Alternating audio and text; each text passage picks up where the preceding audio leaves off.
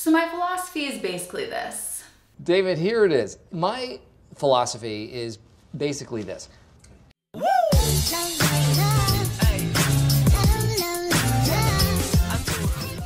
Hello my honeys, it's Emmy. If you're new to the channel, welcome. My name is Emmy. I'm a nutritionist and the creator of the Slim on Starch program. To learn how you can work with me inside of the Slim on Starch program, as well as your own personal mindset coach and nutrition coach, go to healthyemmy.org or just click the link in the down bar. Also make sure to hit subscribe and turn on the notification bell so that you can be notified every Wednesday and Saturday when I upload a new video. The process that I take my clients through is to first decide what to eat, then how to eat it, then how to eat it outside of your home, and then what am I gonna do when I don't really wanna eat this way 100% of the time? So step one, what am I going to eat? Let's just start out with the food itself. This is laying out what's gonna go in your fridge, what's gonna go in your pantry, what you're gonna get at the grocery store. What is it that I actually need to put on my plate? This is step one. Now that we know what you need to eat, we can move into step two, which is how do I actually cook this stuff? Because yeah, you get broccoli, you get potatoes, you get all this stuff, but how am I actually supposed to cook it? Am I supposed to use oil? Am I not supposed to use oil? Growing up, I always use oil. I always use butter. How do I cook this stuff? So then that's step two, is the how to cook it. So we've got the food, now we know how to cook it. Okay, great. Now you've got all of this food in front of you, it's all cooked. You take out your plate and you go, how the heck do I build my plate? Which is step three, how to build your plate. Okay, good. So now you know how to build your plate. You've got your plate in front of you and you're probably wondering, how much of this am I supposed to have? How many plates is okay for me to have? And that's when learning your hunger fullness cues is extremely important. So step four that I take my clients through is how do we read those hunger fullness cues? I don't believe in counting calories or eating based on any external cues. I believe in relying solely on your internal cues to decide when you're gonna eat and how much you're going to eat. So I'm not a big fan of, oh, it's 8 a.m., I have to eat 1 cup of oats, a half of a banana, 10 grams of flaxseed, 5 grams of cinnamon. It is totally unnatural. And my goal with my clients is to get you back in tune with your hunger fullness cues so that you can rely on internal cues telling you what to eat, when to eat, and how much, as opposed to external cues. So that's step four that I take my clients through, is how can I rely on my body to tell me when to eat and how much to eat?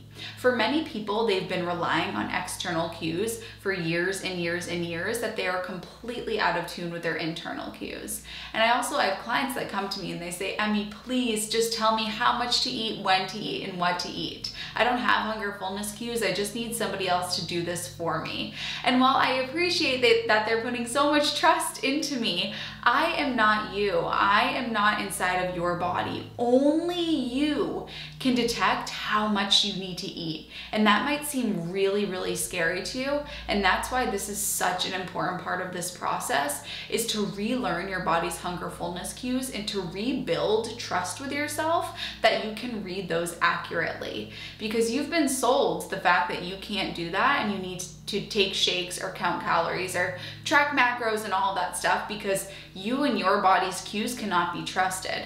Your body has been told over and over and over again that when it's experiencing a hunger cue or a fullness cue, that it's not valid. And it's been done through restricting food or through overeating. If you're consistently restricting food, overeating, or probably doing both of those things, that tells your body, hey, I don't listen to you. I don't listen to the hunger cues. I don't listen to the fullness cues. I let my brain decide what to do and I don't let my body decide what to do. That's what your body has heard over and over and over again. So the solution here is to get you to build trust with your body's hunger fullness cues, wake them up, tell them it's okay for you to give me hunger cues, it's okay for you to give me fullness cues, because now I know how to respond to them and I'm responding to them with the proper foods. All right, so now we're good. We have what you eat, how you eat it, and how to listen to your body's hunger fullness cues. You're good to go, right? Wrong, because you don't live on an island. You are a social creature. You are human, and humans are social animals, which means that you're gonna be put in positions where you need to eat socially. This presents as a big challenge for many people that are on a plant-based diet because most of the world doesn't eat this way. So what do you do in those scenarios? Well, I think there are two things that we need to consider. The first thing that we need to consider is what I consider step 5 of the Slim on Starch process, which is to learn how to eat this way in social situations. So when you're going to a friend's house for dinner, when you're hosting a dinner party, when you have a work lunch, how are you going to continue to eat Slim on Starch in those circumstances? When you go out to restaurants and restaurants don't even know that it's possible to cook without oil, what do you do in those scenarios? That's what we do in step 5. And what I do with my clients is give them all the resources so that they can navigate this way of eating outside of the home. When they're traveling, when they're hiking, when they're camping, when they're with friends, when friends come over, how to navigate those situations and stay on a Slim on Starch diet. And then the 6th step that I take with clients is building their signature system. Clients will often ask me, well, what am I gonna do when it's my birthday and I wanna have cake, or it's my kid's birthday and we're making cupcakes, or it's my anniversary? Emmy, I just can't do this 100% of the time. You don't have to do it 100% of the time. There's no point of doing it 100% of the time because it's not a requirement. And if you set yourself the expectation of doing this 100% of the time, you are only going to be met by defeat. It is inevitable that at some point in this life, you are going to be eating food that is not 100% whole foods, plant-based, oil-free. And if you think that that's not the case, you're fooling yourself or you live on Mars. It's inevitable. At some point, you're gonna eat food that is not Slim on Starch. And I want you to be at peace with that. And I really want this to be something sustainable for you watching this video. And so I think it's so important that you designate the times in your life when you're not going to be eating Slim on Starch, and know that it is okay. I do not cast any moral judgment on my clients for the food decisions that they make, or anybody for that matter. What you eat is a 100% personal decision. It is completely up to you. So when my clients build their signature system and they say, is this okay? Can I have this on my birthday? Can I have this on a date night?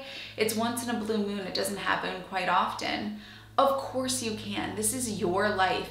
You have unique circumstances.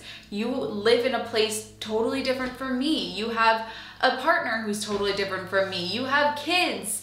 You have a whole life and circumstances that make you unique, and you need to make sure that you address those unique circumstances so that during that 5% of the time that you're not eating Slim on Starch, you are at peace with it, you know that you've planned for it, and you know that it contributes to the longevity of your success on this lifestyle.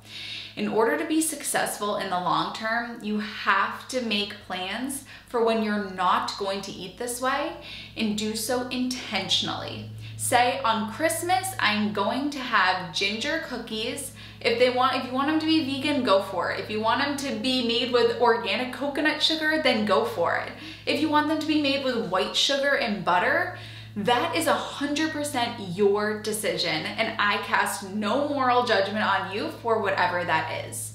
So long as 95% of the time you're eating Slim on Starch, you are an A+ in my book. And if you can commit to 90%, 100% of the time, then that's an A+ to me. And I have clients that commit to 85%, 100% of the time, and they do a great job too. I've spoken a lot about the signature system, but that's really what makes my food philosophy unique, is the fact that I want you to eat this way 95% of the time, 90% of the time, whatever it is that gets you the results health-wise that you're looking for. And then for that remaining percentage of the time, that is your decision. All I ask is that you do it with intention and that you're not eating out of compulsion. I have some clients who love Slim on Starch. They love the results that they've gotten through the program and through this new way of eating whole foods, plant-based. They feel amazing. They feel great. It's rainbows and butterflies. And they go, I love this food so much. I love eating this way so much. I don't want you to even have a signature system. You know, on my birthday or on these special occasions, I just want to eat Slim on Starch the whole time. And I go, I love that you are so enthusiastic about the Slim on Starch lifestyle. That's tremendous. To have a relationship with food that you feel that great about is awesome. But let's just make some insurance plans, because between you and me, it's probably not gonna work out that you eat 100% Slim on Starch 100% of the time. I know that you feel really great because you're in this program right now, you have the support of me and your mindset coach, but let's be realistic, and it's probably not gonna be this way 100% of the time, and that is okay. I actually challenged a client last week and I said, what's harder for you? She was talking about the fact that she had an occasion coming up. It was a special occasion. And she said, I want to eat Slim on Starch at the occasion. And I said, I'm going to challenge you. I'm not telling you what to do, but I want you to consider this thought. What is harder for you? To eat Slim on Starch, or to make this a part of your signature system where you eat something that's not Slim on Starch? And she did something so incredible, and she decided to make this a part of her signature system, allowing her to eat this way, Slim on Starch 95% of the time, and she's going to a black tie affair, and they'll be able to feed her something vegan, and she's gonna enjoy that, enjoy the whole thing, move on with the rest of her life, and look back on that memory fondly. So I've talked a lot, and I hope that this sums up my food philosophy, that 95% of the time eating whole foods plant-based is the way to go. What you do in that 5% of the time is 1000% your decision, and I cast no moral judgment. And if during that 5% of the time you want to eat Slim on Starch, I cast no moral judgment. So if you end up eating 100% Slim on Starch 100% of the time, that's great. Just make some insurance plans for just in case that doesn't happen. Any questions that you have, please leave them below. I'm happy to make a video about it. And if you want to work with me in the Slim on Starch program, go to healthymmy.org. I love you guys, and I'll see you in the next one. Bye.